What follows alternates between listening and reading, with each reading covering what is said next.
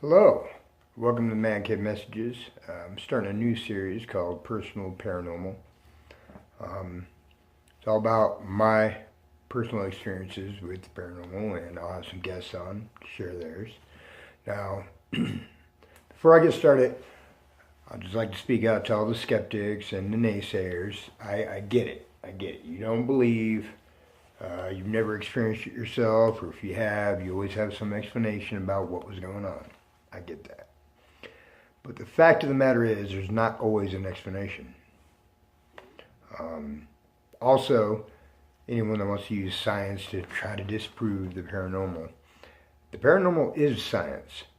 Life after death is based in science. And just to kind of show you what I'm talking about, in physics, energy can either be created or destroyed. Our bodies are made up of energy. Our brain is ran on energy. When we die, where does that go?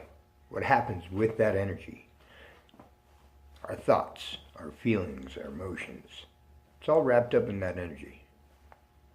So I'm not going to sit here and preach, and I'm not going to sit here and, get into anything spiritual. I'm just going to tell you my personal experiences, and you can take whatever you want from that. So each episode will get further along in my life. I'll start out with my first experience when I was a kid. And hopefully end it with the last experience I had, and won't be anything after that.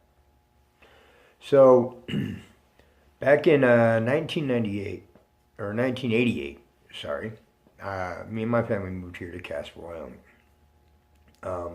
Moved into the house that had been owned by my great aunt, and it was an old house. It was one of the first ones built in the modern times of Casper, Wyoming, and so it was old. It was creepy. I never went out into the garage because it had a back work area that was just filled with old things, and it creeped me out as a kid. And it didn't help that my older sister told me that Freddy Krueger lives in our house, and it was on Elm Street. So for the first week I didn't sleep. But in front of the house there was an enclosed porch area, and then a hatchway up to an attic area. And when I was a kid, I used to love going up in there, and I'd always find cool things. I found an old radio, found old books from the beginning of the the 20th century, and I loved it.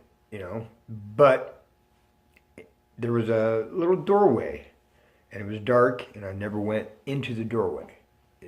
That part always creeped me out. So I'd stay in the front part of the attic and just avoid whatever was in that doorway area. My parents worked, both of them. They worked all day and all night, so there was most days I'd get home from school and I'd be the only one there. My older sister would be off doing whatever teenagers did when they had no supervision. So I had a lot of time on my hands, and there's only so much time you could fill with cartoons and comic books. So I'd explore my house, I'd explore the neighborhood, and one night, it was probably fall time. We'd been living about a year in this house. I was about 8 at the time. I got home from school, and my dad hadn't gotten home from the mine yet, and my mom was bartending, so it was just me there. I got bored, decided to go up into the attic. I was up there exploring a corner I hadn't fully gone through yet, with all the boxes and everything left by my great aunt. I started hearing something in the little doorway. And at first I was like, well, maybe it's a mouse or a squirrel or, something like that. But the noise started getting closer to the doorway, and it sounded a little heavier than a small animal. So I thought maybe a large cat had gotten in there, which at the time I was kind of bleeding heart. I was 8, so I started feeling bad, and it kind of overrode any fear I had had of that dark doorway. So I went over to it, and I looked in, trying to see with the light from the open hatchway. And I really couldn't. But the noise stopped as soon as I looked in there. So I thought I had scared the cat or whatever it was. So I went downstairs and I went into my dad's tool area on the enclosed porch and grabbed one of his flashlights, went back up into the hatch, went back to the dark doorway, and kind of looked around with the flashlight. And I, didn't see anything. So I turned the flashlight out, and I'm backing out of the doorway, and in my left ear, I heard, and I'm not sure what exactly the sound could be described to, but it was a voice, and it was a voice saying something. I don't remember quite what it said. I'm almost positive I forgot right away, but it scared the crap out of me. I stood up, and I tried to run to the doorway. Well, the doorway was just a small little hatch, and I forgot to duck down or get on my hands and knees, crawl out fast. I just ran for it, hit the wall, fell, and was kind of dazed for a minute. Now I started hearing the noise behind me. Like, I'm laying on my back, and this noise is getting closer, closer, closer. It's like a skittering noise. And I almost pissed my pants. I'm 8 years old, and at 8 you believe everything. Every story anyone tells you, you believe almost instantly. No matter how ludicrous, no matter how off the wall it is, you believe it.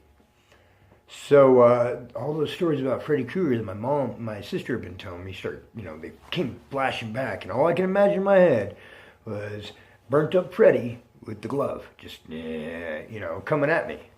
So I freaked out. I turned around, tried to back out the door, and the noise stopped. So I started backing out the door again, and out of the corner of my eye, I saw a movement. And you got to remember, it's really dark in there, so any movement would have had to have been pretty, excessive. And when I looked over to where it was, to this day, I swear I saw a person standing in the corner. Now, I could be wrong. It could have been just my mind playing tricks on me, or the fact that I was already so freaked out that my mind would have, jumped anywhere. Especially, with the Freddy images that had been in my head already. But part of me doesn't think that. Part of me thinks that, it's an old house. Some of my family members had died in that house. So who knows? And the reason why I think that it was a person was because when I saw it, I started backing out quicker. And in my ear again, left ear, I heard whatever it was again. And in this time, I heard run. So I got the hell out of there. I got down the hatch, I closed it, and I sat outside until my dad got home. And I never told him, because my dad was raised ultra religious. And the last thing I wanted was, him and his ultra religious family coming to the house and trying to do whatever it is.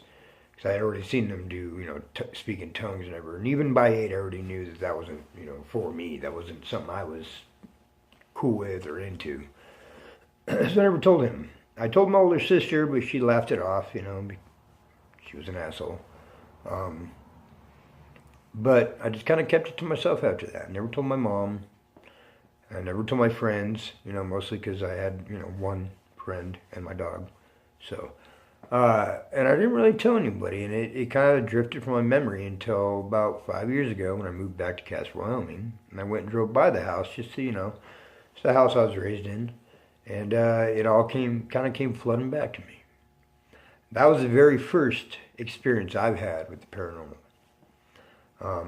There's been many more since then, and I will share them with you. And hopefully you enjoyed the story, and hopefully because I have a lot more intense ones, and hopefully you enjoy those. And I will also have some guests on. So like, subscribe, and I'll see you soon.